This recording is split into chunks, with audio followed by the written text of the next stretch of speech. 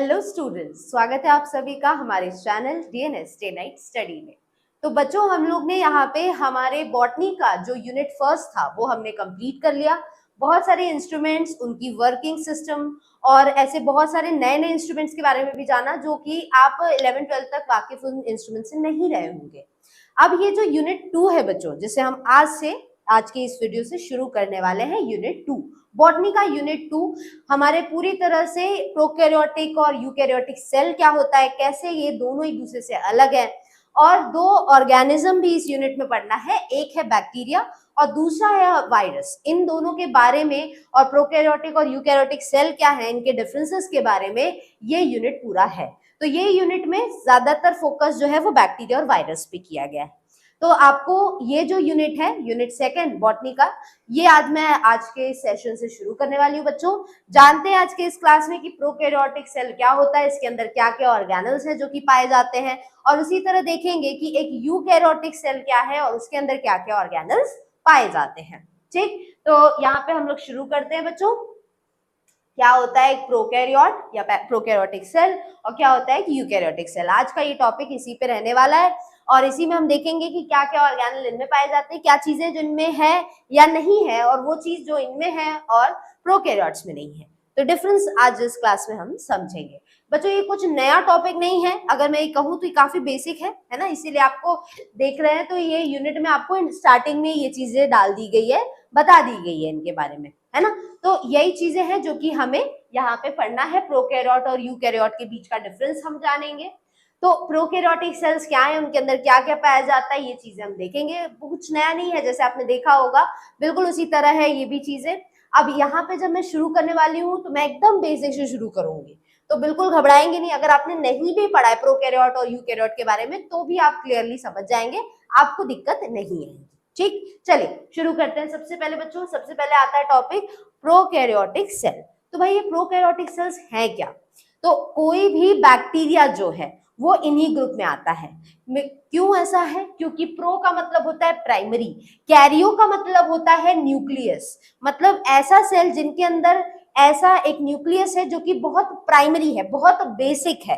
और बहुत basic nucleus का मतलब ये होता है कि उनके पास जो न्यूक्लियस है उसके पास एक बाउंड्री नहीं होगी।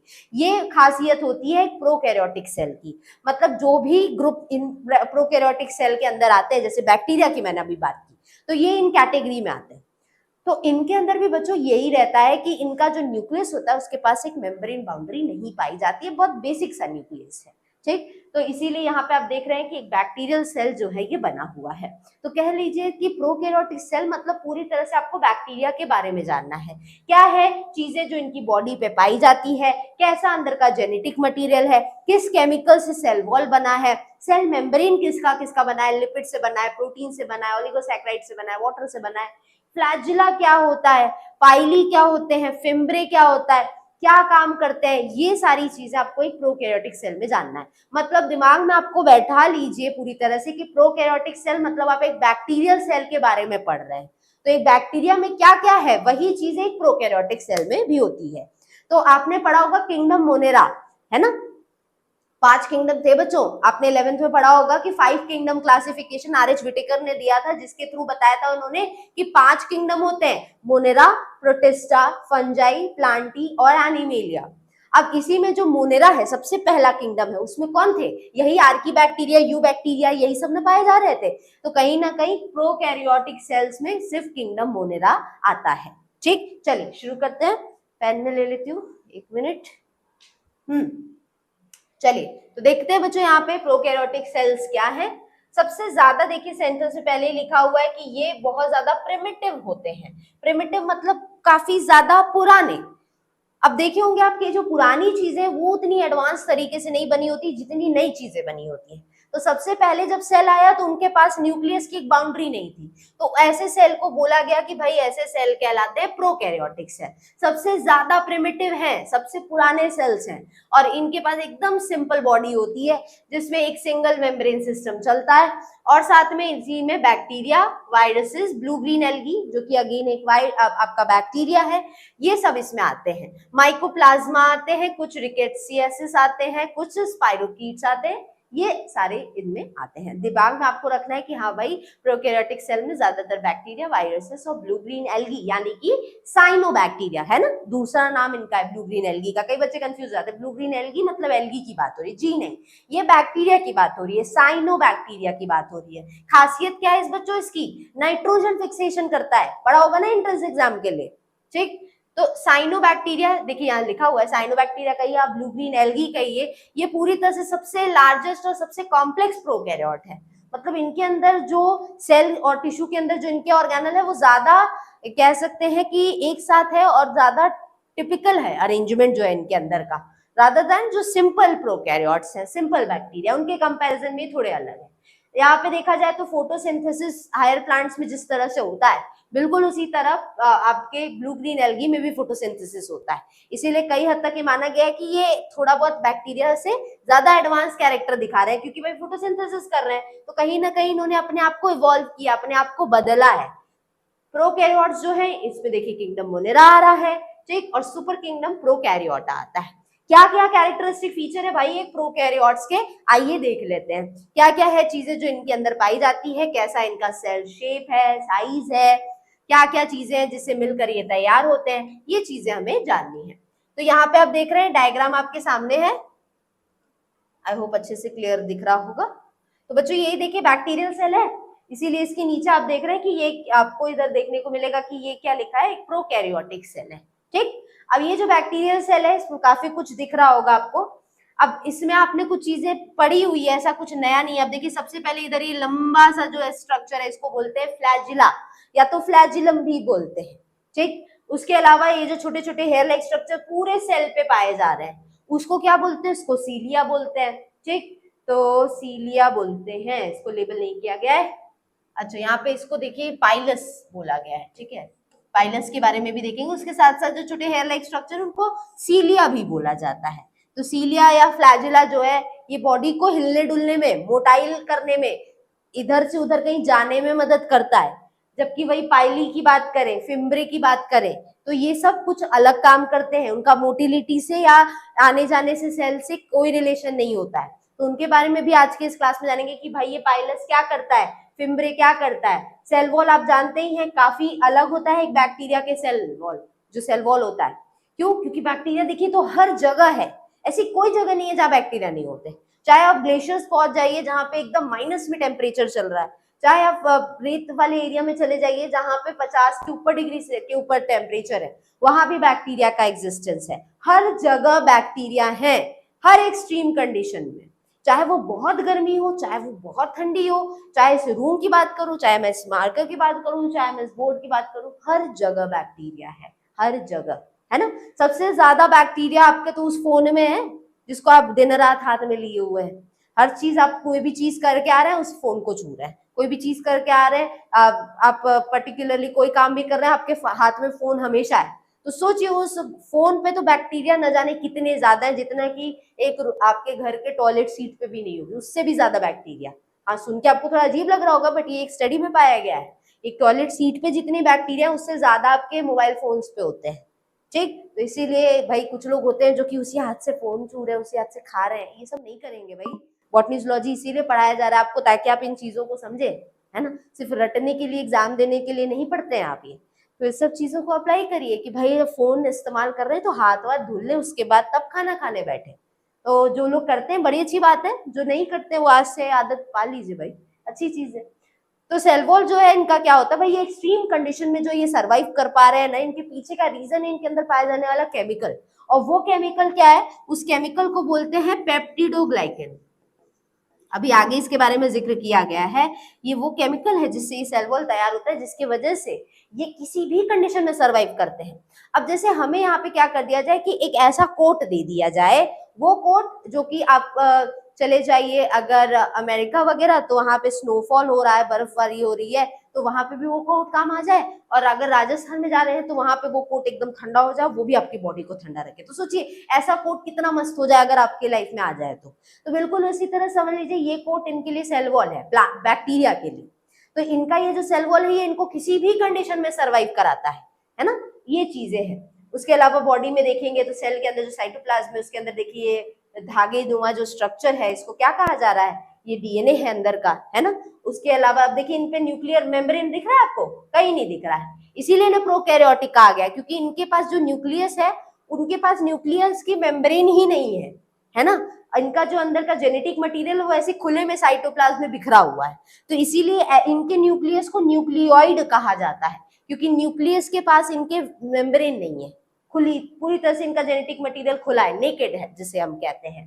ठीक, साइटोप्लाज्म दिख ही रहा है जिसके अंदर ये सारे मटेरियल है। प्लाज्मा मेम्ब्रेन जो सेल वॉल के अंदर की लेयर है उसको मेम्ब्रेन कहा जाता है, सेल मेम्ब्रेन कहिए या प्लाज्मा मेम्ब्रेन कहिए। ठीक, तो आइए बच्चों इसी सब का जिक्र करना है हमें। यही एक प्रोकैरियोटिक सेल या बैक्टीरियल सेल जो भी आप कह लीजिए, उन्हीं के बारे में ये चीजें हैं। तो कैरेक्टर्स के बारे में हम बात कर रहे थे कि क्या क्या कैरेक्टर है जो कि एक प्रोकैरियोटिक सेल में पाए जाते हैं। सबसे पहले साइज की बात करते हैं बच्चों। तो साइज अगर देखा जाए तो 1 से 10 मिली माइक्रोन के बीच में इनकी साइज होती है। बहुत सारे अलग अलग फॉर्म्स में ये पाए जाते हैं। प्रोकैरियोटिक सेल जो है इनमें 3 अलग अलग कंपोनेंट्स पाए जाते हैं, 3। ठीक, क्या क्या है, सबसे बाहर की एक आउटर कवरिंग, उसके बाद है सेल वॉल और एक है सेल मेम्ब्रेन। तो ये सबसे बाहर की ये 3 लेयर होती है। आउटर कवरिंग जो है ये इनर सेल या प्लाज्मा मेम्ब्रेन इसे कहा जा रहा है। ठीक, मिडल सेल वॉल और आउटर स्लाइमी लेयर। तो यहाँ पे ये आउटर कवरिंग में ये 3 चीजें हैं। ठीक, तो प्लाज्मा मेम्ब्रेन है, एक बीच में पाया जाने वाला सेल वॉल है और एक सबसे बाहर ये कैप्सूल या स्लाइम लेयर है, या इसको स्लाइमी कैप्सूल भी कहते हैं। तो ये 3 चीजों से मिलकर इनकी बाहर की कवरिंग, बैक्टीरियल सेल या प्रोकैरियोटिक सेल के बाहर की कवरिंग तैयार होती है। सबसे बाहर में अगर भाई ये बैक्टीरियल सेल हम इधर देखें तो यहाँ पे सबसे बाहर में आपको मिलेगा आपका सेल वॉल। ठीक, उसके अंदर मिलेगा सेल की मेम्ब्रेन और सेल वॉल के भी बाहर आपको क्या मिलने वाला है, समझ लीजिए इसके बाहर एक और कवरिंग है। तो इस कवरिंग को स्लाइम लेयर या कैप्सूल लेयर कहा जाता है। तो ये 3 लेयर है सबसे बाहर की कवरिंग जो किसी भी बैक्टीरियल सेल की बनाती है। सबसे पहले यहाँ पे बात की गई है सेल मेम्ब्रेन की। तो सेल मेम्ब्रेन बच्चों किसका मिलकर बनता है, लिपिड और प्रोटीन से मिलकर बनता है। इसको दिमाग में बैठा लेंगे कि लिपिड और प्रोटीन इन दोनों से मिलकर सेल की मेम्ब्रेन तैयार होती है। और ज्यादातर ये मेम्ब्रेन काफी पतली होती है, ताकि क्योंकि इसका नेचर ही है कि कुछ चीजों को ये अंदर आने देता है, कुछ चीजों को ये अंदर आने से रोक देता है। तो अंदर आने दे रहा है या रोक पा रहा है तो उसकी मेम्ब्रेन को एकदम पतला होना पड़ेगा। बहुत मोटी मेम्ब्रेन होगी तो कोई भी चीज अंदर नहीं आ पाएगी, जैसे कि ये सेल वॉल होता है बहुत मोटा होता है, लेकिन उसके अंदर में जो ये सेल की मेम्ब्रेन पाई जाती है वो काफी पतली होती है, जिसके वजह से उसको सेमी परमिएबल भी कहा जाता है, फ्लेक्सिबल होता है और बहुत सारे मूवमेंट जो हो रहे हैं सेल के अंदर उसको ये कहीं ना कहीं कंट्रोल करता है। बहुत सारे एंजाइम्स जो हैं, रेस्पिरेटरी एंजाइम्स जिसे कहते हैं, तो ये इन्हीं के थ्रू अंदर जाते हैं और अंदर चल के रिएक्शंस वगैरह चलता है। कई बार ये जो सेल की मेम्ब्रेन है बच्चों, सपोज करते हैं ये सेल की मेम्ब्रेन है, ठीक, तो आपको यहाँ पे बेसिक 3 लेयर दिख रही है। सबसे बाहर वाली जो हमने कहा स्लाइम या कैप्सूल है, उसके अंदर है ये आपकी सेल वॉल, और यहाँ पे सबसे अंदर वाली जो मेम्ब्रेन है इसको हमने बोला है सेल की मेम्ब्रेन। कई बार क्या होता है, ये सेल की जो मेम्ब्रेन अंदर की तरफ होती है, कई बार अंदर की तरफ ऐसे घूम जाती है, जगह जगह पे देख रहे हैं, ऐसे ऐसे मैंने घुमा दिया इसको। तो ये कई बार ऐसा होता है कि जो सेल की मेम्ब्रेन है अंदर की तरफ फोल्ड कर जाती है। घूम जाना मतलब फोल्ड कर जाना। अब इन्हीं फोल्डिंग्स को मीजोजोम्स कहा जाता है। कई बार पूछा जाता है मीजोजोम्स क्या है, तो जब सेल मेम्ब्रेन अंदर की तरफ ऐसे घूम जाता है, मुड़ जाता है, फोल्ड हो जाता है, तब इसी को हम लोग क्या कहते हैं, इसी को हम लोग मीजोजोम्स कहते हैं। तो in folds of plasma membrane respiratory enzymes पाए जाते हैं और बहुत सारे यहाँ पे मीजोजोम्स भी हैं जो कि प्रेजेंट रहते हैं।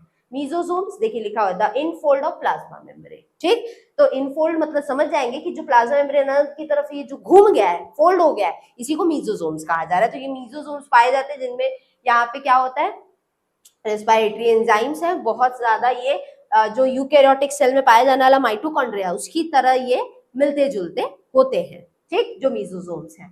तो ये बात हो गई बच्चों यहाँ पे कि ये सेल की मेम्ब्रेन किसकी बनी है, लिपिड प्रोटीन की। काम क्या कर रहा है, रेस्पिरेटरी एंजाइम है, कई बार ये फोल्ड हो गया तो वो मीजोजोम कहलाया। अब आते हैं आउटर कवरिंग में, बात होगी प्लाज्मा मेम्ब्रेन की। अब आते हैं सेल वॉल पे और स्लाइमी कैप्सूल पे। ये तीनों भी कवरिंग क्योंकि बना रहे हैं। तो यहाँ पे देखिए तो सेल वॉल है, तो सेल वॉल मैंने अभी शुरू में बताया बच्चों ये केमिकल का बना होता है। सेल वॉल जो बैक्टीरिया के सेल वॉल्स हैं ये केमिकल के बने हैं, और उस केमिकल को क्या बोलते हैं, पेप्टिडोग्लाइकन बोलते हैं। ठीक, तो रिजिड है, रिजिड का मतलब कठोर है ये, और सेमी रिजिड भी होता है, नॉन लिविंग स्ट्रक्चर है भाई। जो ज्यादातर रिजिड होते हैं, कठोर होते हैं, उनके अंदर कोई भी लिविंग सेल नहीं पाया जाता है। तो ये ज्यादातर जो कठोर चीजें होती है, जो रिजिड चीजें होती है, वो ज्यादातर नॉन लिविंग होती है। तो सेल वॉल भी नॉन लिविंग माना गया है। पूरी तरह से ये सेल मेम्ब्रेन के बाहर पाया जाता है, इसलिए लिखिए, लिखा है सराउंड्स द सेल मेम्ब्रेन। ठीक, तो सेल मेम्ब्रेन के बाहर ये पाए जाते हैं, और थिकनेस जो है इनकी, मोटाई जो होती है सेल वॉल की, वो 1.5 से लेके 100 मिलीमाइक्रोन तक के बीच में पाई जाती है। अगर देखा जाए तो केमिकल जो है इनके अंदर जो पाया जाता है वो है पेप्टिडोग्लाइकन, ये मैं ऑलरेडी बता चुकी हूँ, है ना, याद रखिएगा इसको। कुछ बैक्टीरिया ऐसे हैं जैसे कि माइकोप्लाज्मा वगैरह होते हैं, ठीक है, तो इनकी कैटेगरी में आते हैं माइकोप्लाज्मा भी। इनके पास यहाँ पे कोई सेल वॉल पाई ही नहीं जाती, lack cell wall, cell wall नहीं होती है। याद रखिएगा, पूछते हैं क्वेश्चन कि माइकोप्लाज्मा में क्या चीज एब्सेंट होती है, तो याद रखिएगा इनके सेल वॉल नहीं होते माइकोप्लाज्मा के। अब आते हैं भाई, सेल वॉल की बात हो गई, ठीक, सेल मेम्ब्रेन की बात हो गई। अब सबसे बाहर वाले कवरिंग की बात करते हैं, जो है स्लाइमी कैप्सूल। ठीक, ये सेल वॉल के भी बाहर ये लेयर पाई जाती है। ठीक, एक जेलेटिनस कोट है जो कि सेल वॉल के कहाँ है, बाहर, आउटसाइड सेल वॉल। ठीक, और इसी को स्लाइमी कैप्सूल कहा जाता है। ये यहाँ पे देखा जाए तो ढेर सारे पॉलीसैकेराइड से मिलकर बनता है, और इसके पास क्या होता है, पॉलीपेप्टाइड्स पाए जाते हैं, और बहुत सारे अलग अलग कंपाउंड्स भी इनमें देखने को मिलते हैं। तो पॉलीसैकेराइड्स आप समझ रहे होंगे, मतलब कार्बोहाइड्रेट से मिलकर ये बने हैं। कार्बोहाइड्रेट्स ही होते हैं ना बच्चों, अलग अलग टाइप के होते हैं। आपने केमिस्ट्री में पढ़ा होगा 11th-12th में कि कार्बोहाइड्रेट्स जो है वो 2-3 तरह के होते हैं, मोनोसैकेराइड्स होते हैं, डाइसैकेराइड्स होते हैं, और पॉलीसैकेराइड्स होते हैं। ये 3 टाइप है कार्बोहाइड्रेट्स के।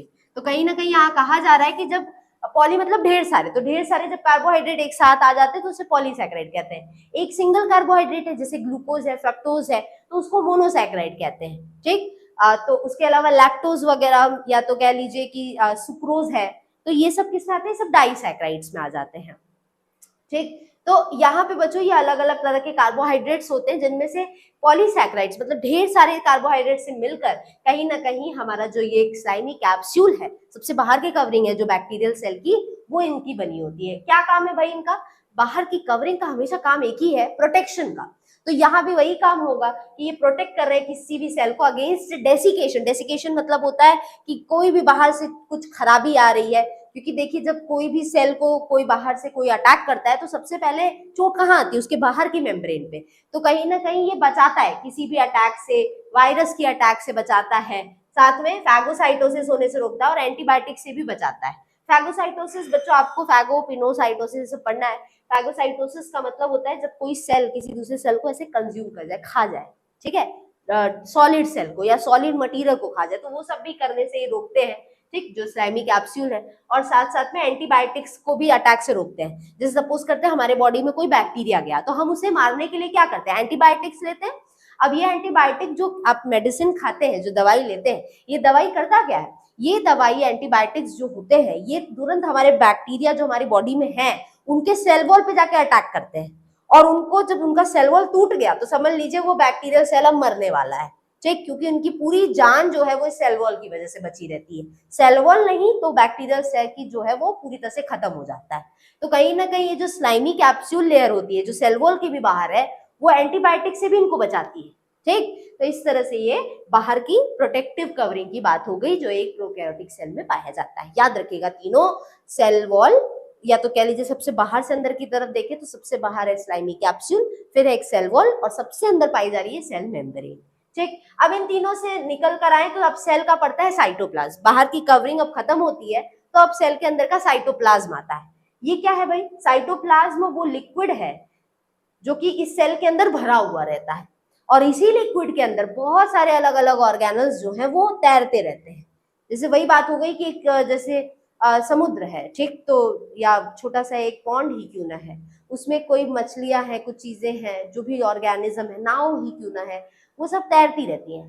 तो बिल्कुल उसी तरह ये समझ लीजिए साइटोप्लाज्म ही वही है, लिक्विड मटेरियल है, उसके अंदर सारी चीजें ऐसे तैरती रहती है। अब साइटोप्लाज्म में ही यहाँ पे आप देखेंगे न्यूक्लियोइड वगैरह के बारे में जानेंगे। ठीक, तो ये चीजें भी देख लेते हैं। तो साइटोप्लाज्म की बात करें तो कोई भी अगर एक प्रोकैरियोटिक सेल है, ठीक, तो उनका जो साइटोप्लाज्म है इनके अंदर प्रोटीन्स पाए जाते हैं, लिपिड पाया जाता है, ग्लाइकोजन होता है, और इनऑर्गेनिक आयंस पाए जाते हैं, और बहुत सारे अलग अलग तरह के एंजाइम्स पाए जाते हैं जो कि बायोसिंथेटिक रिएक्शंस करते हैं। राइबोसोम्स इनकी बॉडी में पाए जाते हैं, टीआरएनए और एमआरएनए पाया जाता है। ये सब क्यों है बच्चों? तो ये जानते रहेंगे, ये जो तिकड़ी है, 3 चीजों की तिकड़ी है, ये राइबोसोम है, दूसरा है आरएनए एक टाइप का जिससे हम कहते हैं एमआरएनए, ठीक, और तीसरा है आपका पास टीआरएनए, ठीक। तो राइबोसोम और ये अलग अलग टाइप के आरएनए जब साथ आते हैं, ठीक, तो इन्हीं से, इन सब से मिलकर क्या बनता है? प्रोटीन बनना शुरू होते हैं। तो जो प्रोटीन की सिंथेसिस चल रही है ना, प्रोटीन का बनने का जो प्रोसेस चल रहा है, वो इन्हीं तीनों की वजह से हो पाता है। तो सेल का जो साइटोप्लाज्म है बैक्टीरियल सेल का, उनके अंदर ये प्रोटीन, लिपिड, ये सब, ग्लाइकोजन, ये सब तो पाया ही जाता है, साथ साथ में बहुत सारे एंजाइम्स पाए जाते हैं, और राइबोसोम है, टीआरएनए है और एमआरएनए, ये सब मिलकर क्या कर रहे हैं? प्रोटीन्स को सिंथेसाइज कर रहे हैं, प्रोटीन को बना रहे हैं, ठीक। प्रोकैरियोटिक का जो साइटोप्लाज्म है, इसके पास कुछ स्पेशल फीचर्स होते हैं, जैसे कि यहाँ पे देखें तो इनके अंदर इट लैक्स सेल ऑर्गेनल्स, इनके अंदर सेल ऑर्गेनल्स जो हैं वो यहाँ पे नहीं पाए जाते हैं, जैसे कि इनके पास ईआर नहीं पाया जाता। जैसे आप देखेंगे कि आपने जब सेल ऑर्गेनल्स पढ़ा होगा तो आपके दिमाग में आता है ना, गोल्गी बॉडी है, ईआर है, उसके अलावा प्लास्टिड्स हैं, उसके अलावा राइबोसोम है, लाइसोसोम है, गोल्गी बॉडी है, तो ये सब आपने पढ़ा है ना। तो ये सारे सेल ऑर्गेनल एक बैक्टीरिया के सेल का जो साइटोप्लाज्म है उसमें ये सारे ऑर्गेनल नहीं होते हैं, ठीक, ये याद रखना है। तो बहुत सारे सेल ऑर्गेनल जैसे कि ईआर हो गया, माइटोकॉन्ड्रिया हो गया, गोल्गी बॉडी हो गया, गोल्गी एपरेटस बोलिए,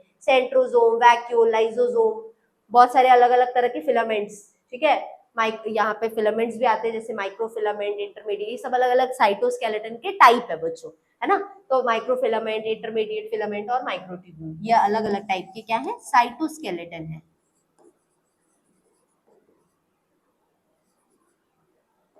साइटोस्केलेटन की ये टाइप है। तो ये सारी चीजें हैं जो कि एक बैक्टीरियल सेल या एक प्रोकैरियोटिक सेल के अंदर ये सारे ऑर्गेनल नहीं होते हैं। अब आते हैं कुछ और चीजों पे। इनका जो साइटोप्लाज्मिक ऑर्गेनल जो प्रोकैरियोटिक सेल में पाया जाता है वो सिर्फ और सिर्फ है राइबोसोम, और कहीं ना कहीं वो राइबोसोम क्या करता है? आरएनए से मिलकर प्रोटीन को बनाता है। कौन से आरएनए से मिलकर? एमआरएनए और टीआरएनए से मिलकर प्रोटीन्स को बनाने का ये काम करते हैं। मतलब प्रोटीन बनने को हम इस प्रोसेस को क्या बोलते हैं बच्चों? इस प्रोसेस को ट्रांसलेशन बोलते हैं। तो कहीं ना कहीं ये जो अकेला एक ऑर्गेनल है जो कि एक प्रोकैरियोटिक सेल में है वो है आपका राइबोसोम, और यही ये ट्रांसलेशन करने में मदद करता है, ये यहाँ पे प्रोटीन बनाने में मदद करता है। तो राइबोसोम है ये, यहाँ पे देखेंगे तो एक यूकैरियोटिक सेल के अंदर यहाँ पे देखा जाए तो यूकैरियोटिक सेल में थोड़े साइज में बड़े होते हैं राइबोसोम, वही एक प्रोकैरियोटिक सेल में ये जो राइबोसोम है ये छोटे होते हैं। इनके अगर टाइप्स की बात करें तो राइबोसोम 2 तरह के होते हैं बच्चों, एक होता है 70S टाइप का, एक होता है 80S। 70S बताया, और दूसरा होता है ये 80S। तो ये 2 टाइप के राइबोसोम्स है जो कि किसी भी सेल के अंदर पाए जाते हैं। अब यहाँ पे अगर एक ये प्रोकैरियोटिक सेल है तो एक प्रोकैरियोटिक सेल के अंदर किस टाइप का राइबोसोम पाया जाएगा? ये 70S टाइप का राइबोसोम पाया जाएगा। और अगर यही एक 80S टाइप का राइबोसोम पाया जा रहा है तो ये हमेशा एक यूकैरियोटिक सेल में पाया जाएगा। तो सिंस अभी हम लोग बात किसकी कर रहे हैं? प्रोकैरियोटिक सेल की बात हो रही है, तो इसके अंदर हमेशा आपको जो राइबोसोम्स मिलेंगे वो 70S टाइप के मिलेंगे, और ये पूरी तरह से किसी भी साइटोप्लाज्म के अंदर पूरी तरह से बिखरे हुए पाए जाते हैं। अब ये पूरी तरह से जब ये बिखरे रहते हैं साइटोप्लाज्म में, और कई बार ऐसा भी होता है कि ये एक साथ आते हैं, ग्रुप में आते हैं, और जहां ये ग्रुप में आए तब इनको कहा जाता है पॉलीराइबोसोम। और जब ये पॉलीराइबोसोम बन जाते हैं तब जाकर ये किस चीज में काम करने लगते हैं? प्रोटीन सिंथेसिस पे काम करने लगते हैं, मतलब तब ये प्रोटीन बनाने लगेंगे। तो ये साथ साथ में ये वो भी साइट है जहां पे प्रोटीन सिंथेसिस, इसलिए देखिए यहाँ पे लिखा हुआ है कि राइबोसोम वो जगह है जहां पे प्रोटीन सिंथेसिस का काम चलता है, क्योंकि राइबोसोम ही प्रोटीन बनाते हैं। लेकिन ये काम कभी भी ये अकेले नहीं करेंगे, इनकी जरूरत इनको किसकी और होती है? एक तो होता है एमआरएनए जिसकी मदद से ये प्रोटीन बनाते हैं, और दूसरा होता है टीआरएनए जिसकी मदद से ये प्रोटीन बनाते हैं, ठीक। तो बच्चों इस तरह से ये पूरी तरह से वर्क करते हैं, जहां पे ये हमने इसमें शुरू में भी देखा था कि ये यहाँ पे रिएक्शंस कर रहे हैं और टीआरएनए और एमआरएनए के साथ में मिलकर ये प्रोटीन सिंथेसिस करते हैं। अब बाकी तो कोई ऑर्गेनल्स जो है वो तो नहीं पाया जा रहा है किसी भी प्रोकैरियोटिक के साइटोप्लाज्म में, लेकिन राइबोसोम पाया जाता है। क्या चीज नहीं थी? तो उसमें हमने देखा कि भाई यहाँ पे ना तो ईआर है, ना तो गोल्गी बॉडी है, ना तो माइटोकॉन्ड्रिया है, ना तो सेंट्रोसोम है, ना वैक्यूल लाइसोसोम, ना अलग अलग टाइप के ये साइटोस्केलेटन है। लेकिन राइबोसोम इनमें बॉडी में जरूर पाए जाते हैं। और किस टाइप के पाए जाते हैं? याद रखिएगा 70s टाइप के पाए जाते हैं। लेकिन बच्चों ये याद रखेंगे कि अगर कोई एक यूकैरियोटिक सेल है तो उस यूकैरियोटिक सेल में भी दो ऐसे ऑर्गेनल हैं जिनके पास 70s टाइप का राइबोसोम पाया जाता है। कौन सा है वो? एक तो है पहला हमारा प्लास्टिड्स, एक तो प्लास्टिड्स है, और दूसरा हमारे पास कौन सा है? दूसरा हमारे पास है माइटोकॉन्ड्रिया। ठीक है, तो ये दो टाइप के राइबोसोम्स हैं जो इसमें इन दोनों ऑर्गेनल में आपको 70s टाइप के राइबोसोम ही मिलने वाले हैं। ठीक, बजाय इसके कि वो एक यूकैरियोटिक सेल में, मतलब जैसे हमारी बॉडी है तो हमारी बॉडी एक यूकैरियोटिक बॉडी है। अब हमारे बॉडी में जो सेल होंगे उनको यूकैरियोटिक सेल बोलेंगे। लेकिन अब अगर कोई सेल ऐसा है जहाँ पे प्लास्टिड, जैसे हमारे बॉडी में तो प्लास्टिड होगा नहीं, वो प्लांट सेल में होगा, लेकिन माइटोकॉन्ड्रिया तो है हमारी बॉडी में। लेकिन वो जो माइटोकॉन्ड्रिया होगा उसमें कैसे टाइप के राइबोसोम होंगे? 70s टाइप के। और अगर वो प्लांट सेल है, यूकैरियोटिक सेल में प्लांट सेल अगर है, तो उसके अंदर भी अगर प्लास्टिड है तो वो 70s टाइप का राइबोसोम उसमें पाया जाएगा। अगर पूरी बॉडी की बात करें तो 80s टाइप का राइबोसोम है, लेकिन प्लास्टिड और माइटोकॉन्ड्रिया में 70s टाइप का ही राइबोसोम पाया जाता है। इस चीज को भी दिमाग में रखना है, ये बहुत इंपॉर्टेंट चीज है कि प्रोकैरियोट में 70s, 80s आपका यूकैरियोट में, लेकिन 80s टाइप का जो यूकैरियोटिक सेल है उसमें भी माइटोकॉन्ड्रिया और प्लास्टिड में 70s टाइप का राइबोसोम, इसको दिमाग में बैठा लेंगे। अब यहाँ पे देखिए तो सेल्स जो हैं वो और भी कुछ चीजें नहीं शो करते, जैसे इनमें ना तो फैगोसाइटोसिस होता है, ना तो पिनोसाइटोसिस होता है, ना तो एक्सोसाइटोसिस होता है। ये फैगोपिनोसाइटोसिस क्या होता है बच्चों? जैसे कोई भी एक सेल है, ठीक है, तो सेल में यहाँ पे एक मेम्ब्रेन पड़ती है जिसको हमने अभी शुरू में जाना है कि उसको हमने सेल मेम्ब्रेन कहा है। अब सेल मेम्ब्रेन के बाहर अगर सपोज करते हैं कि कोई खाना है, ठीक, तो अब यहाँ पे ये क्या होगा कि ये क्या करता है, ये मेम्ब्रेन जो है वो उसको खाने की कोशिश करता है। और कैसे कोशिश करेगा? वो अपना शेप बदल लेता है, ऐसे कर लेता है। तो ऐसे में क्या होगा, ये खाने को हर तरफ से घेरने की कोशिश कर रहा है, और धीरे धीरे एक ऐसा स्टेट आएगा जिसमें ये मेम्ब्रेन जो है पूरी तरह से इस खाने को अंदर खींच लेगा और ये इसके सेल के अंदर आ जाएगा खाना। अब जब हम कोई भी चीज का जब खाना खाते हैं, एक तो होता है दो तरह से चीजें हम खा सकते हैं, या तो हम उस चीज को खा जाते हैं, निगलते हैं, या तो हम पीते हैं, है ना। तो यहाँ पे अगर कोई एक सेल कोई सॉलिड चीज खा रहा है तब उस प्रोसेस को फैगोसाइटोसिस कहते हैं। लेकिन अगर कोई सेल है जो कि लिक्विड चीज खा रहा है या पी रहा है तो उसको पिनोसाइटोसिस कहते हैं। तो अगर हम बात करें एक प्रोकैरियोटिक सेल की, तो ये जो सेल्स होते हैं ये ना तो फैगोसाइटोसिस दिखाते हैं, ना ही पिनोसाइटोसिस दिखाते हैं, और ना ही एंडोसाइटोसिस दिखाते हैं।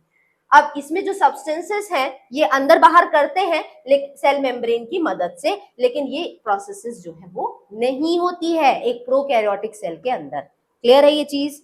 अब यहाँ पे ये चीजें हो गई बच्चों कि कोई भी अगर हम प्रोकैरियोटिक सेल की हम बात करें तो उसके सेल एनवेलप के अलावा भी उसका जो साइटोप्लाज्म है उसके अंदर बहुत सारे ऑर्गेनल है जो नहीं पाए जाते हैं, बट राइबोसोम है जो एमआरएनए और टीआरएनए के साथ मिलकर प्रोटीन्स के सिंथेसिस करता है। साथ में ये भी हम याद रखेंगे कि हमेशा प्रोकैरियोटिक के साइटोप्लाज्म में हमेशा 70s टाइप का राइबोसोम पाया जाता है, और ये फैगो या पिनोसाइटोसिस जैसी प्रोसेस को नहीं दिखाते हैं, ये दिमाग में रखना है। अब आता है बच्चों एक दूसरा ऑर्गेनल, इसे कहते हैं न्यूक्लियोइड। ये न्यूक्लियोइड क्या है? तो ये देख रहे हैं आप, एक डायग्राम दिख रहा है आपको जहां पे एक बैक्टीरिया का सेल होता है उसका स्ट्रक्चर दिख रहा है। अब यहाँ पे हम देखें तो ये जो बाहर आपको ये दिख रहा है ये फ्लैजिला है,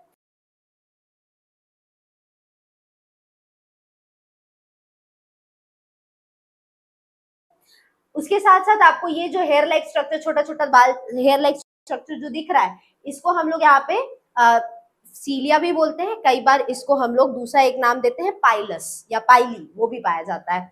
अब अंदर जाते हैं तो साइटोप्लाज्म के अंदर देखिए आपको यहाँ जेनेटिक मटेरियल दिख रहा है। ठीक, जेनेटिक मटेरियल मतलब क्या होता है बच्चों? क्रोमोसोम, या तो कहिए डीएनए, या तो कहिए जीन्स, सब एक दूसरे के ऊपर ही है।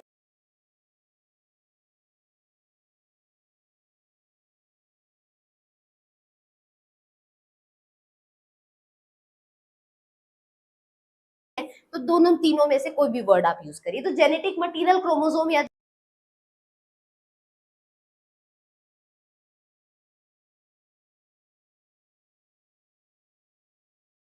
जो डीएनए है उसको हम कहते हैं। अब कोई भी जो सेल है उसके अंदर ही जेनेटिक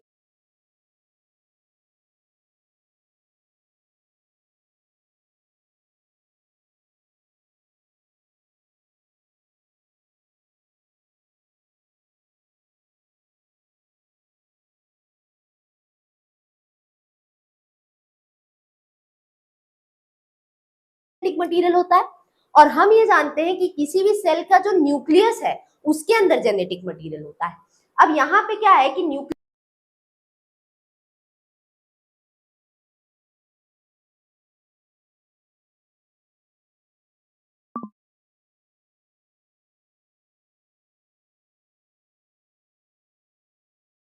में ही इनका जेनेटिक मटेरियल है, लेकिन दिक्कत ये होती है कि जब एक प्रोकैरियोटिक सेल की बात हो रही है तो इनके पास एक न्यूक्लियर मेम्ब्रेन नहीं पाया जाता, इसीलिए तो इनका नाम पड़ा है प्रोकैरियोटिक सेल, है कि नहीं? क्योंकि प्रो मतलब होता है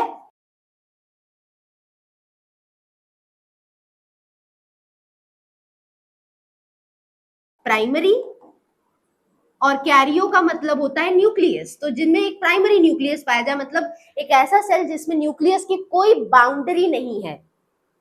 तो यहाँ भी कुछ ऐसा ही है कि इनका जो न्यूक्लियर बाउंड्री है वो पूरी तरह से गायब होता है, जिसकी वजह से इनके अंदर का जो ये जेनेटिक मटेरियल है वो खुले में है, मतलब ये जो पूरा साइटोप्लाज्म है इसके अंदर ये बिखरे हुए पाए जा रहे हैं ऐसे ही।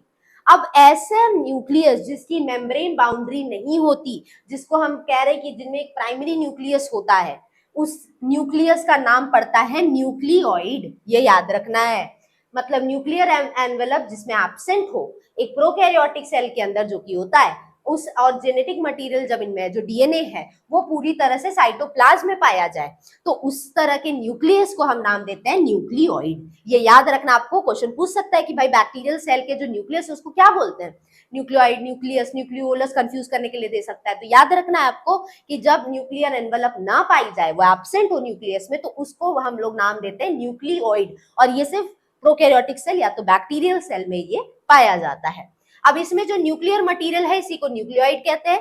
न्यूक्लियोइड में यहाँ पे देखा जाए तो जो क्रोमोसोम्स पाए जाते हैं ना, प्रो क्रोमोसोम्स कहा जा रहा है। ये जो प्रो क्रोमोसोम्स है ये सिंगल होते हैं, एक ही होते हैं, लेकिन ये बहुत ज्यादा घूमे हुए रहते हैं, उलझे हुए रहते हैं, जिसको हम कहते हैं कॉइल्ड है ये, है ना। इसीलिए आप यहाँ देख रहे हैं,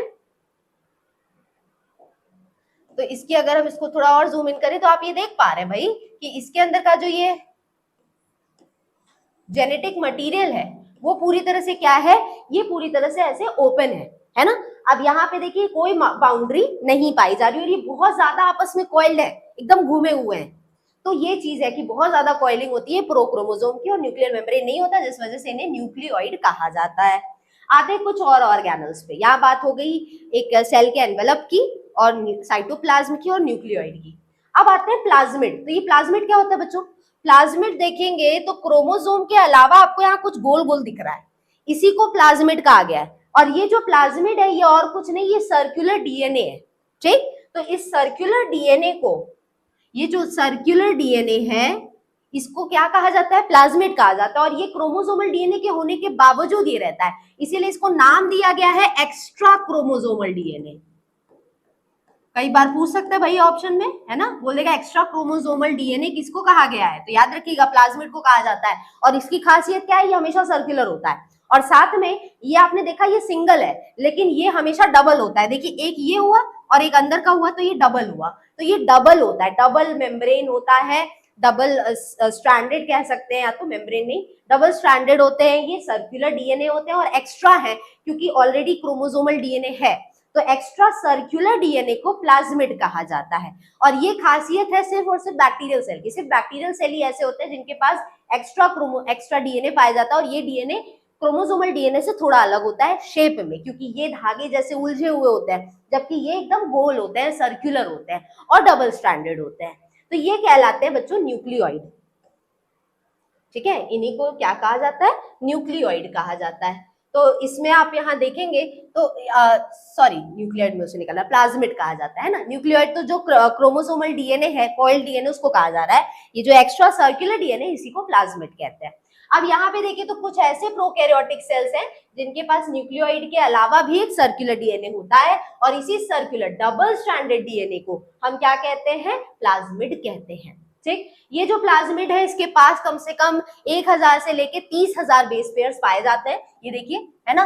और ये पूरी तरह से क्या करते हैं? साथ में ये प्रोटीन बनाने का काम करते हैं। और ये प्रोटीन बनने से होगा क्या कि ये प्रोटीन बनने से जो बैक्टीरिया है, जो ऑर्गेनिज्म है, मतलब ऑर्गेनिज्म मतलब बैक्टीरिया की बात कर रहे हैं, कि जो ऑर्गेनिज्म है, जो बैक्टीरिया है, उसके पास वो क्षमता आ जाती है कि वो एंटीबायोटिक से लड़ सकता है।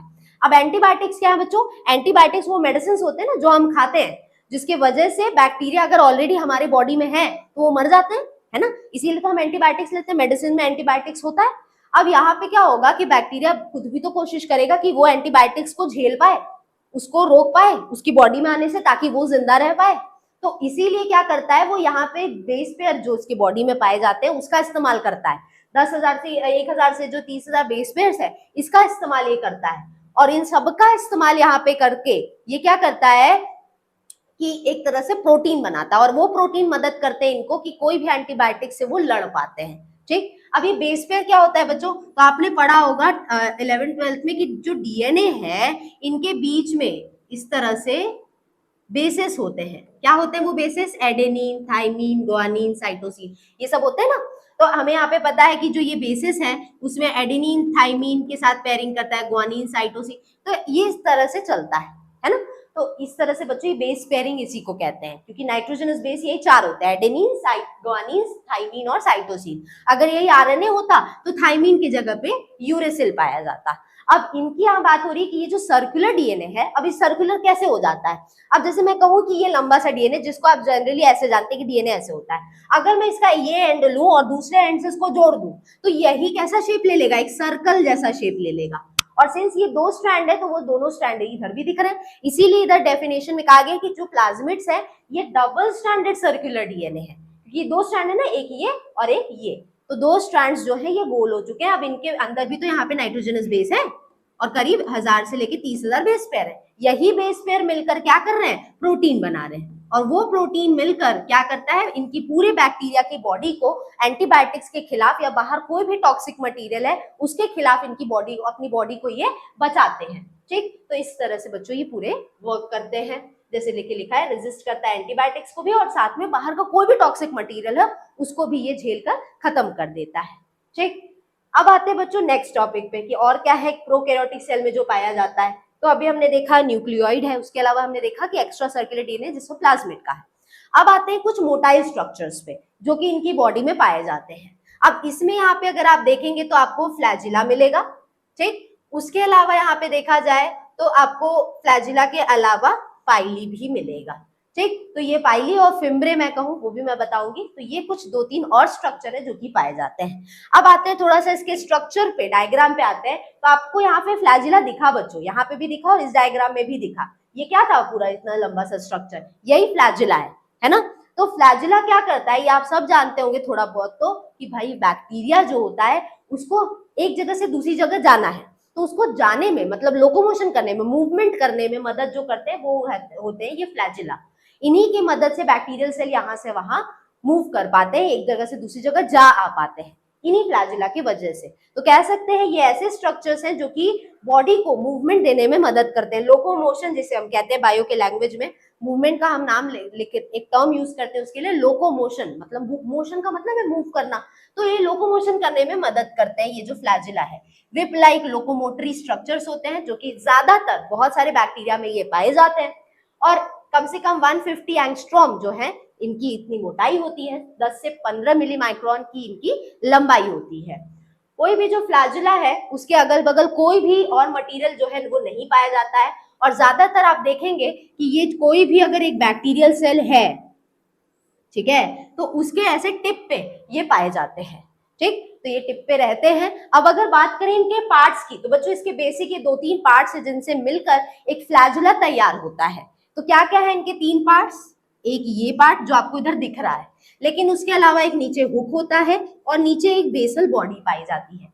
तो कोई भी फ्लैजिला इन 3 पार्ट से मिलकर बनता है। ये जो ऊपर पार्ट दिख रहा है आपको, इसको बोलते हैं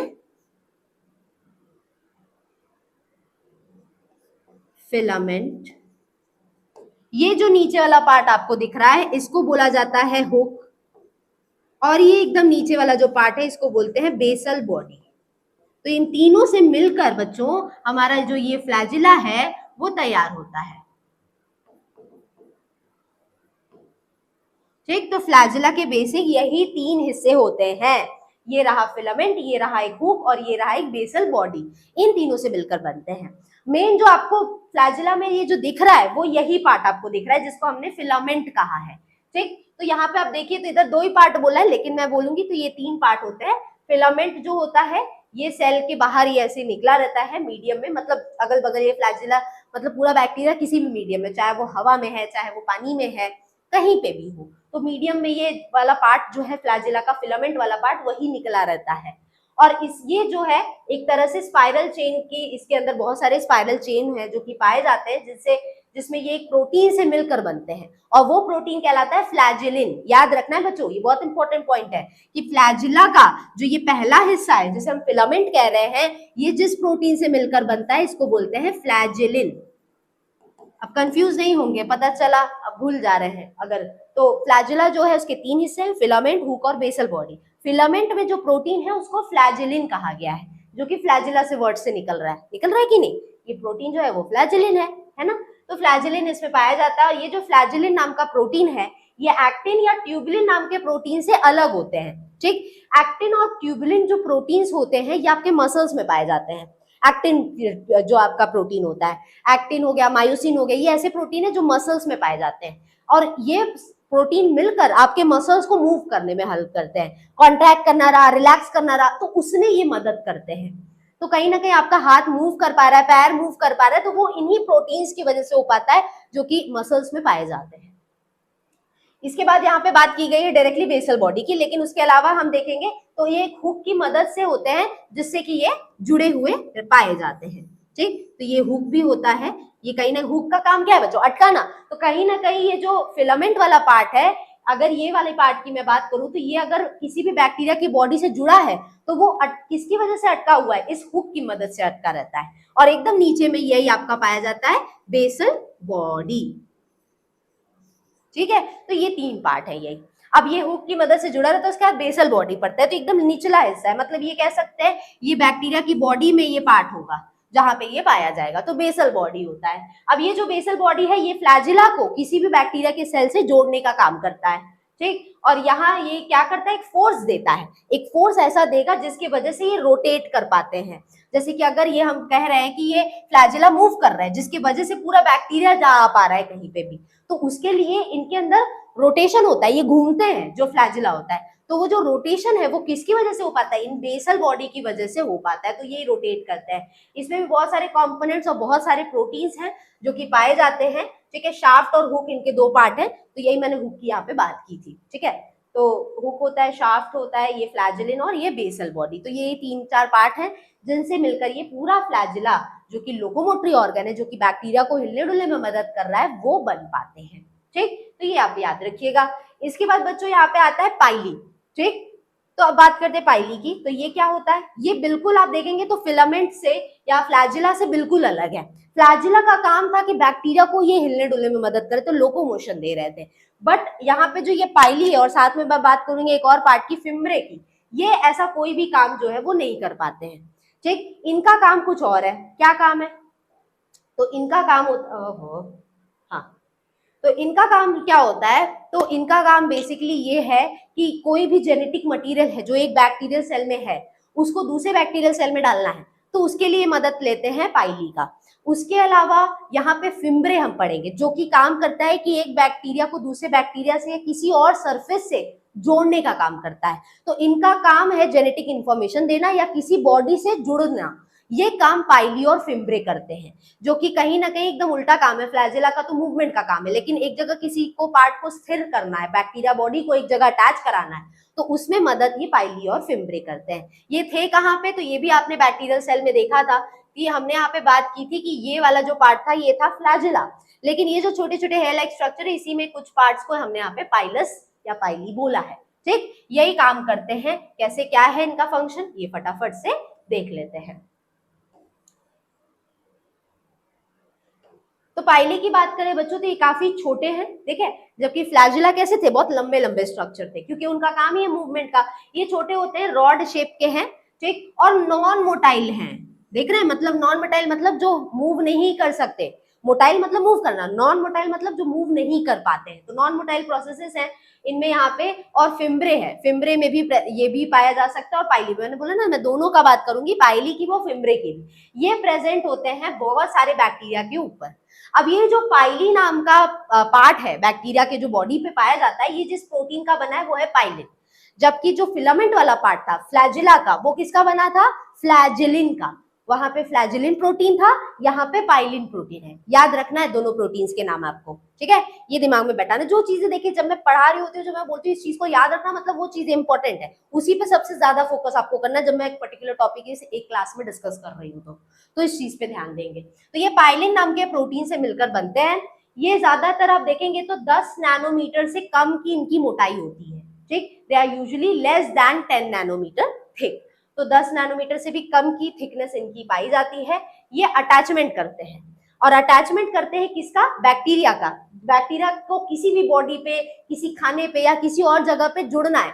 जैसे सपोज करते हैं बैक्टीरिया जो है वो गर्मी के समय बहुत पसीना होता है तो हमारे स्किन पे भी ग्रो करने लगता है, तो हमें इचिंग वगैरह होने लगती है, घमौरी होने लगती है, होता है ना गर्मी के समय में।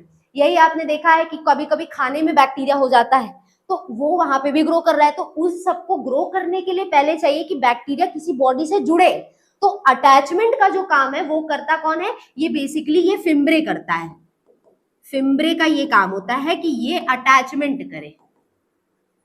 अगर देखने की बात करें तो ये जो फिम्ब्रे है ना, ये ब्रश पे जैसे जो ये ब्रिसल पाया जाता है, सुबह सुबह टूथपेस्ट अप्लाई करते हैं ना ब्रश पे, तो ब्रश पे जो ये ब्रिसल होता है बिल्कुल उसी तरह ही फिम्ब्रे होते हैं। ये किसी भी बॉडी बैक्टीरिया को किसी दूसरे बॉडी से आसानी से जोड़ने में मदद करते हैं।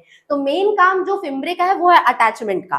तो ये आसानी से, अगर कोई बैक्टीरिया की बॉडी है उस पर ढेर सारे फिम्ब्रे पाए जा रहे हैं, तो ये किसी भी बॉडी और दूसरी बॉडी है उससे आसानी से ये जुड़ जाते हैं, अटैच हो जाते हैं। अब एक बार जब अटैचमेंट हुआ तो दूसरा काम है इन्फेक्शन को फैलाना।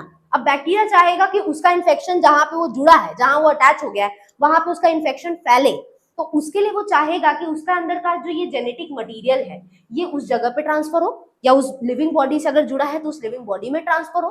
तो ऐसे में क्या करता है, उसको जरूरत पड़ती है अब कि जब वो जेनेटिक इंफॉर्मेशन दूसरी बॉडी में डाले, तो उसके लिए वो इस्तेमाल किस चीज का करेगा, उसके लिए वो इस्तेमाल करेगा पाइली का। ठीक, कैसे इस्तेमाल करता है, ठीक, तो ये कुछ इस तरह से काम करेगा। ये एक बैक्टीरियल सेल है, सपोज करते हैं ये दूसरा बैक्टीरियल सेल है, ठीक, इसके अंदर का जो जेनेटिक मटेरियल है वो कुछ ये है, और इसके अंदर का जो जेनेटिक मटेरियल है ये सपोज करते हैं कि ये है, ठीक। अब ये चाहेगा कि इसका जो जेनेटिक मटेरियल है पहले बैक्टीरियल बॉडी का, ये इसको यहाँ ट्रांसफर करे। तो इसके लिए क्या करेगा कि ये यहाँ पे क्या करने वाला है कि एक ऐसी ब्रिज बनाता है। ब्रिज क्या करता है, दो चीजों को जोड़ता है। तो कहीं ना कहीं ये जो पाइली है ये बनना शुरू हो जाता है और ये दो बैक्टीरिया की बॉडी को जोड़ता है, जिसकी वजह से इसके अंदर का जो ये जेनेटिक इंफॉर्मेशन है ये यहाँ से निकल कर यहाँ तक पहुंच जाएगा। तो कहीं ना कहीं इसका जो जेनेटिक इंफॉर्मेशन था वो यहाँ तक कैसे पहुंचा, इसका जो डीएनए था वो या क्रोमोसोम था वो दूसरे बैक्टीरिया की बॉडी में कैसे पहुंचा, जब ये ब्रिज बना। तो ये ब्रिज बनाने का काम जो है वो पाइली का ही होता है, इसीलिए इसको सेक्स पाइलस भी बोलते हैं, क्योंकि कहीं ना कहीं जेनेटिक इंफॉर्मेशन एक बैक्टीरिया से दूसरे बैक्टीरिया में जा पा रही है। तो यहाँ पे ये काम होता है पाइलस का कि एक ब्रिज बनाना जिसकी मदद से जेनेटिक इंफॉर्मेशन ट्रांसफर करना, जबकि उससे पहले अटैचमेंट का काम फिम्ब्रे का है। तो एक बॉडी से दूसरे बैक्टीरिया बॉडी को दूसरे बॉडी से अटैच करने का काम फिम्ब्रे का होता है। उसके बाद जेनेटिक इंफॉर्मेशन जो ट्रांसफर करनी है उसका काम यहाँ पे ये कौन करता है, उसका काम यहाँ पे ये पाइली करेगा। यही आपका क्या कहला रहा है, यही है पाइली या पाइलस, ठीक। तो इस तरह से बच्चों ये वर्क करते हैं। तो यहाँ पे आप देखेंगे तो यही आपको डेफिनेशन में भी मिलेगा कि पाइलिन नाम के प्रोटीन से तो बने हैं पाइली जो है, उसके अलावा 10 नैनोमीटर से कम की थिकनेस है, अटैचमेंट करते हैं, बेसिकली ये काम फिम्ब्रे का होता है। ये देखिए यहाँ पे लिखा है कि ट्यूब्यूल जैसा सेक्स पाइली भी यहाँ पे पाया जाता है कुछ बैक्टीरिया में, जहाँ पे जेनेटिक इंफॉर्मेशन ट्रांसफर होती है। प्रोकैरियोटिक सेल्स के अंदर बहुत सारी ऐसी मैकेनिज्म बच्चों चलती है जिसके वजह से यहाँ पे ये अलग अलग कॉम्प्लेक्स ऑर्गेनिक मटीरियल बना पाते हैं किसी भी सिंपल ऑर्गेनिक मटीरियल से, जो कि जरूरी है इनकी लाइफ को चलाने के लिए। तो बच्चों ये इतने पार्ट्स थे जो कि इसमें आपको पढ़ने थे। आई होप आपको ये अच्छे से समझ में आया होगा। ये हमने यहाँ पे कंप्लीट कर लिया। हमने यहाँ पे देखा कि इनके बॉडी में यहाँ पे कुछ लोकोमोटरी ऑर्गन है जैसे कि फ्लैजिला बॉडी में इनके पाया जाता है, प्रोकैरियोटिक सेल में या बैक्टीरियल सेल में, जो कि मूवमेंट देता है। उसके अलावा अटैचमेंट करना है या जेनेटिक इन्फॉर्मेशन देना है तो पाइली या तो फिम्ब्रे का इस्तेमाल होता है। उसके अलावा हमने दो तरह के यहाँ पे जेनेटिक इन्फॉर्मेशन देखा जो कि किसी भी बैक्टीरिया की बॉडी में, अगर वो सर्कुलर डीएनए है तो उसे हमने प्लाज्मिड कहा, अगर वो क्रोमोसोमल धागे जैसा कॉइल डीएनए है तो उसको हमने न्यूक्लियोइड कहा। न्यूक्लियोइड भी तभी कहा जब उस जेनेटिक मटेरियल के अगल बगल न्यूक्लियर मेम्ब्रेन नहीं था, तो उस न्यूक्लियस को हमने न्यूक्लियोइड कहा। उसके अलावा हमने यहाँ देखा कि यहाँ पे बहुत सारे ऑर्गेनल्स है जो कि प्रोकैरियोटिक सेल में नहीं पाए जाते, बट राइबोसोम होता है जो कि प्रोटीन बनाता है। उसके अलावा हमने ये भी देखा कि पूरी मेम्ब्रेन पाई जाती है सेल वॉल की, सेल मेम्ब्रेन की और स्लाइमी कैप्सूल की, जो कि इनको कहीं ना कहीं पूरी बॉडी को प्रोटेक्ट करता है किसी भी इन्वायरमेंट में। बैक्टीरियल सेल, इसीलिए बैक्टीरियल सेल किसी भी इन्वायरमेंट में पाए जाते हैं, चाहे वो इस रूम में हो, चाहे वो इस बोर्ड पे हो, चाहे इस मार्कर पे हो, मेरे हाथ पे हो या बॉडी पे ही क्यों ना हो, हर जगह बैक्टीरिया जो है वो पाए इसीलिए जा रहे हैं क्योंकि इनके जो सेल वॉल है वो पेप्टिडोग्लाइकेन नाम के केमिकल का बना है। तो यहाँ पे बच्चों ये पूरा टॉपिक जो है ये खत्म होता है प्रोकैरियोटिक सेल के बारे में कि क्या क्या हमने इसमें पढ़ा। नेक्स्ट क्लास में हम लोग यहाँ पे जिक्र करेंगे कि एक यूकैरियोटिक सेल के अंदर क्या क्या है जो पाया जाता है, क्या इसका सेल वॉल किसका बना है, इसकी सेल मेम्ब्रेन, हाँ तो सेल मेम्ब्रेन की बात करें तो बेसिकली प्रोटीन्स की, ठीक है, और ओलिगोसैकेराइड्स की, ये सब मिलकर ये बनते, कार्बोहाइड्रेट, लिपिड, प्रोटीन, ये सबसे मिलकर एक सेल की मेम्ब्रेन तैयार होती है। तो अब देखेंगे हम नेक्स्ट क्लास में कि एक यूकैरियोटिक सेल के अंदर कैसे ऑर्गेनल्स है जो कि पाए जाते हैं, कैसे वो एक प्रोकैरियोटिक सेल से अलग है। जैसे यहाँ पे देखिए तो इनके न्यूक्लियस को न्यूक्लियोइड कहा गया, जबकि यहाँ पे सिंपली न्यूक्लियस कहा गया है। न्यूक्लियोलस क्या होता है, माइटोकॉन्ड्रिया, ईआर, राइबोसोम, ये सब कैसे काम करते हैं, ये सब हम लोग नेक्स्ट क्लास में यूकैरियोटिक सेल के अंदर देखेंगे। बच्चों आज के लिए इतना ही रहेगा। आई होप आपको जो मैंने ये प्रोकैरियोटिक सेल में पूरा बताया है, जितने स्ट्रक्चर इनके बारे में बताया है, ये आपको क्लियरली समझ में आए होंगे। मिलते हैं नेक्स्ट क्लास में।